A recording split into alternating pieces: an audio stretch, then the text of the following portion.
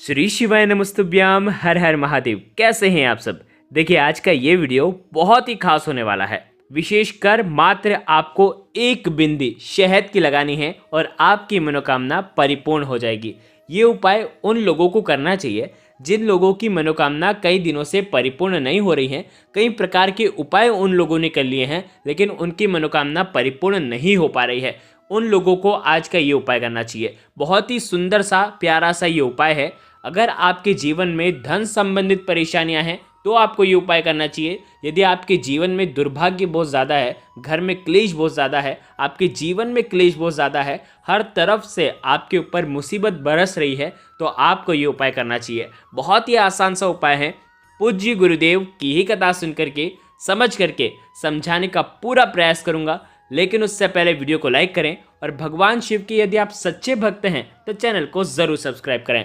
देखिए इस उपाय को करने के लिए मात्र आपको 3 चीज़ की आवश्यकता होगी। क्या क्या लेना है? एक बेलपत्र।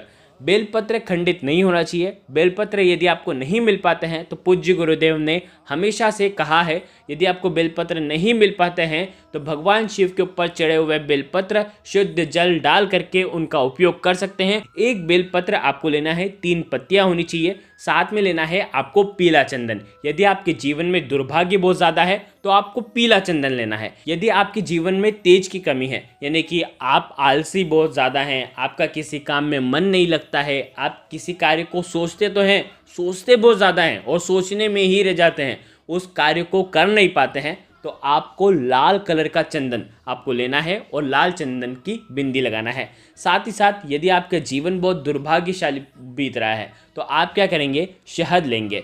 मात्र 1 बूंद शहद। 1 बूंद शहद ले लो, 1 बूंद पीला चंदन ले लो, या तो आप 1 बूंद लाल चंदन ले लो। तीनों में से एक ही आपको लेना है, ठीक है। साथ में लेना है मात्र 1 चावल का दाना, अक्षत का दाना, जिसका क्षय नहीं होता है। या ध्यान रखना, चावल का दाना खंडित नहीं होना चाहिए और यही चावल का दाना आपके जीवन में सुख शांति लेकर के आएगा, क्योंकि ये चंद्र ग्रह को प्रसन्न करने वाला है। आपके जीवन में सुख शांति लेकर के आएगा, धन की वृद्धि करेगा। साथ ही साथ शुक्र ग्रह भी इससे प्रसन्न होते हैं, जो कि धन वैभव ऐश्वर्य के कारक देव माने गए हैं। आ गई आपको बात समझ में? तो आप ये तीनों चीज़ लेना और साथ में लेना तांबे के पात्र के अंदर जल। बहुत ध्यान से इस उपाय को समझना, ये है मनोकामना पूर्ति का उपाय।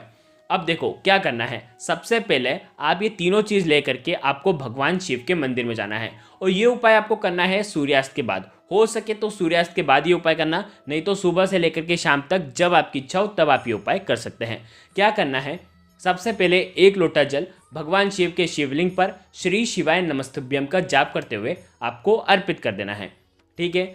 अब आपको बेलपत्र लेना है और बेलपत्र की ऊपर वाली पत्ती पर 3 पत्तियां होती हैं, तो ऊपर वाली जो पत्ती पर आपको क्या करना है? सीधे हाथ की चीठी उंगली के पास वाली जो उंगली है उसमें आपको पीला चंदन, ध्यान रखना पीला चंदन जो लेकर के आएंगे उसके अंदर शुद्ध जल मिलाना, सूखा मत लगा देना, ठीक है। पीले चंदन की आपको टीकी ऊपर वाले पत्ती पर आपको लगाना है। पीले चंदन की टीकी लगाते हैं तो बृहस्पतिश्वर महादेव का स्मरण कर सकते हैं। यदि आप लाल चंदन की टीकी लगाते हैं तो मंगलेश्वर महादेव का स्मरण कर सकते हैं। यदि आप शहद की बिंदी लगाते हैं तो आप सूर्येश्वर महादेव का स्मरण कर सकते हैं। आगे आपको बात समझ में? देखो तीनों के बारे में हमने आपको विस्तार में पहले ही बता दिया है।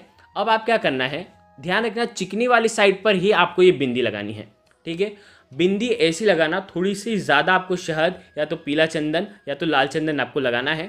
अब आपको 1 चावल का जो दाना दिया है, अब आप जो 1 चावल का दाना लेकर के आए हैं, आपकी जो भी मनोकामना है वो आपको बोलना है और वो जो चावल का दाना है आपको भगवान शिव के ऊपर अर्पित नहीं करना है। वो चावल का दाना आपने जो बिंदी बनाई है, जो बिंदी लगाई है, उसी बिंदी पर आपको चिपकाना है।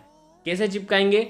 जो पीला चंदन है, पीले चंदन के अंदर ही वो ऑटोमेटिक चिपक जाएगा। थोड़ा सा आप पीला चंदन ज़्यादा लगाना तो उसके अंदर आप ये चिपका देना, या तो आप शहद लगाएंगे तो शहद के अंदर चिपक जाएगा।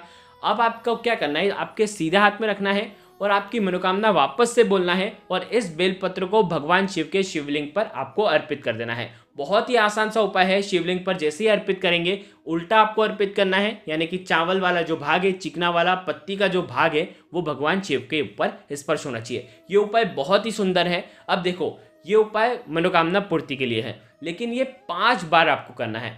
अब 5 बार कैसे करेंगे? सोमवार के दिन कर सकते हैं, प्रदोष की तिथि पर कर सकते हैं और मासिक शिवरात्रि पर कर सकते हैं। ये 3 तिथि और वार पर आप ये उपाय कर सकते हैं। यदि आपने सोमवार के दिन कर लिया तो पहली बार तो पहला आपका सोमवार के दिन हो गया।